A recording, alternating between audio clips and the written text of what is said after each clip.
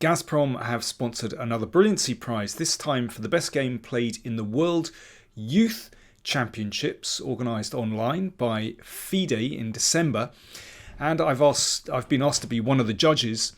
And I've selected a game played by Nihal Sarin from India. He actually won the World Under-18 Championship. And this was a crucial game in that victory. He's playing against Francesco Sonis from Italy, who's an international master. And, well, in my opinion, a really beautiful game. Many of you will know the name Nihal Sarin. Nihal is one of the brightest talents from India, and that's saying something. There are so many great players emerging from India, and he's just 16 years old. Has already had a lot of success, and 2020 brought him a lot of success playing in online tournaments. So let's see how this one went. So it's a Ragozin, and this very trendy continuation. So white is able to build up a big centre, but he's had to give up that bishop, that dark squared bishop, and that's what gives black some play here, that he can immediately strike out. There's no dark squared bishop for white. But it's a very popular line. The pawn comes to e5, which gives white some space. You can see that already the knight is able to come to this very nice square on e4, looking at these crucial points. And here, well, many games have been played with queen e2, followed by one of these rooks to d1, and then capturing the pawn on d4. But Nihal played knight takes d4, and that means that this pawn can sometimes advance to f4 to support the pawn on e5, and maybe create some room for that rook to come up the board to swing across to the king side. We'll more on that in a bit. It's interesting. Nihal actually had this in a game himself, played last year in one of his games, and he had to face this as black. And, well, I don't want to digress too much, but he sensed that he could be in danger on the king side and played bishop e7 and managed to draw that game against a strong player, Alexei Sarana. But his opponent in this game played queen c7, and this is obviously a critical move because the queen attacks bishop and pawn. So what do you play? Well, Nihal had obviously done his homework, having faced this line a year before, and he plunged in straight away with this move, knight f6 check. Now here black played king h8. It is possible to take, and actually that would transpose to the game, but well, anyway, after king h8, in fact, after queen c2, threatening mate on h7, black is forced to take that anyway. And, well, we have it basically transposes, and now a very neat move, queen c1, and that's a crucial follow-up. That's a really nice little step backwards, threatening a big check. And if the king were to step up to protect that pawn, then there's a nasty little discovered check there. Bishop d3 check, and the queen is gone. Black could protect with king g7. This leads to a very unclear position where, well, white obviously has some attack here with the king in the middle, but white is a piece down. But black hasn't developed the queen side yet. You know, maybe rook c1. It's even possible to give a check here straight away. Maybe just duck the bishop back. I mean, that's very unclear, no doubt. Nihal was ready for that. But anyway, his opponent played queen takes e5, which is also not bad. Queen takes pawn check, king g8. And here, well, what would you play in this position? White to play, and I think this is an amazing move. Remember, white is a full piece down here. And, well, black might just be able to play f5 to bring the queen back, just to block out white's queen. So how do you keep this initiative going? Well, there is an amazing move, and that is pawn to f4. Giving up that knight with check. Incredible. So after taking that knight, black even has a full tempo, but of course advancing that f-pawn allows the rook to swing up the board, and that of course is the clear threat in this position. Let's take the paint off and see that again. Rook f3, rook g3 and mate. So now black is 2 pieces up. You can even grab a third piece, but that would be fatal. And mate. So how does black defend? Well, queen e4 was played. f5 has actually been played before in a game by Alexei Sarana, young Russian player, who's also had a lot of experience in this line actually.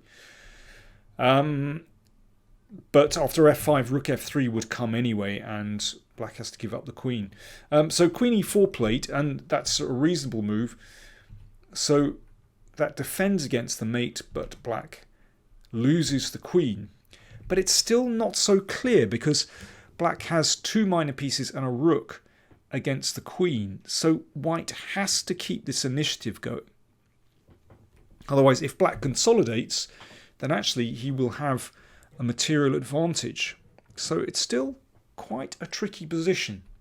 Queen takes f6. That looks reasonable.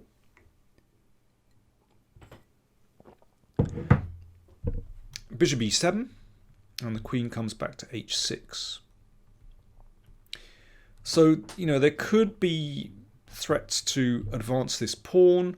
Of course, if that rook managed to come into the attack quickly, that could be fatal for black. So black needs to bolster his king side.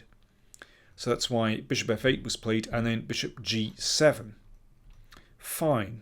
The first attacking wave from white has been repulsed, so white needs more pieces. Rook d1, logical move. And if knight c6, then g4 and f5, and the attack goes on. Knight d7 played instead. Bishop b5, good move. That just creates more difficulties for black. That pin very unpleasant. So black was forced to play f6. And then the rook has room to protect the knight. But of course f6 not a beautiful move, because that queen gets in on those light squares, and e6 is also a bit weaker. And here white has several ways to attack. You could advance the g-pawn. You could also play queen h5, looking to perhaps get in on the h-file. Rook d6 played, also reasonable, looking at that pawn, and yeah, the rook actively placed. a6. Of course, black would be very pleased if white exchanged off pieces here. So the bishop comes back, looking down this diagonal, and b5. But actually with the bishop on g7, there's nothing immediate here. The king actually finds some kind of safety here. So white needs something more, and this is where queens are very powerful. They are able to find weaknesses in every corner of the board.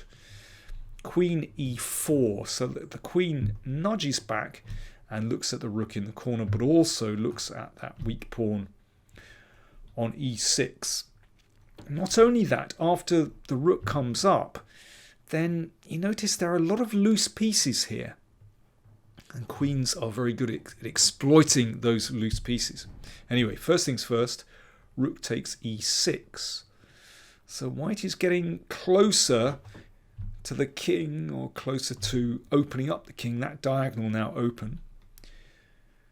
But knight c5, and here is a big decision for white. So do you keep the queens on the board? That's what Nihal did. Or do you go into an endgame?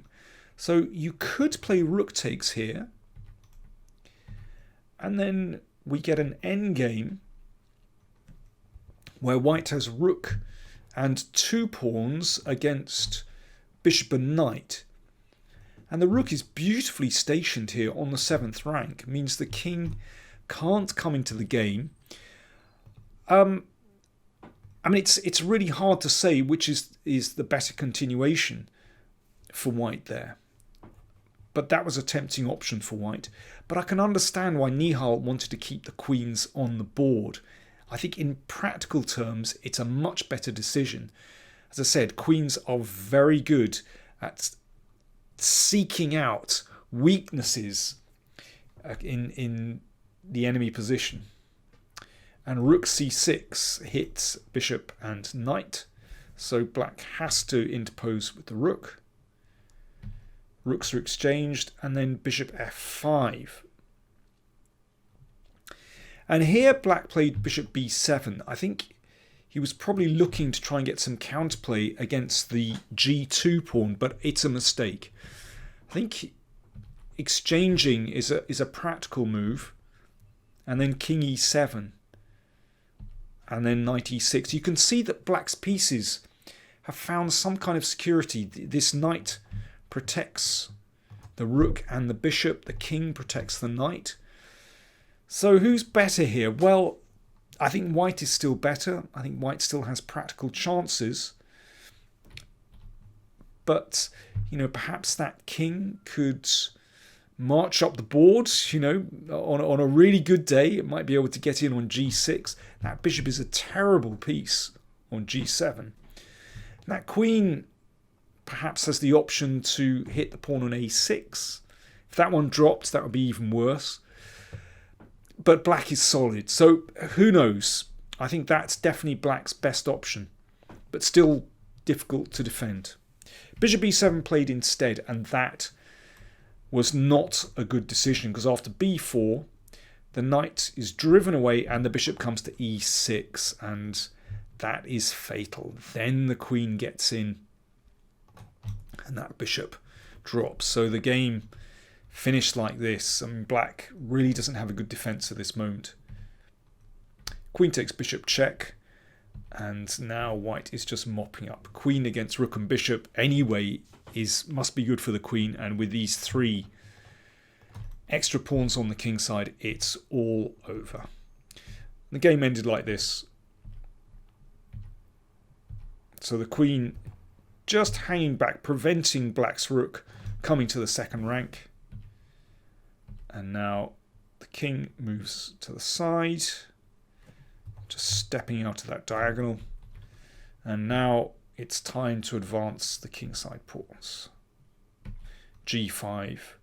It's not even possible to take here, because queen d2 check would win the rook straight away. And queen h7 here.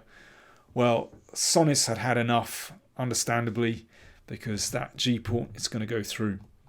So a spectacular win by Nihal Sarin, and that's my vote for the best game, the Brilliancy Prize in the World Youth Championships.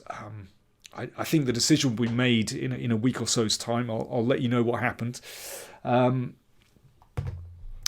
yeah, a fine game.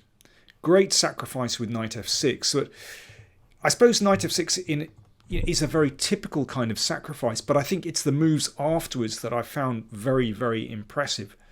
To justify this, some of these moves are incredible.